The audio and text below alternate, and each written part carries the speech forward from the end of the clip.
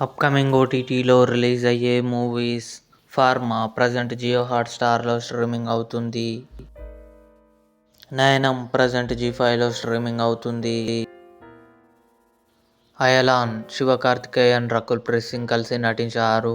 December 21న జీ తెలుగులో television premiere కానుంది.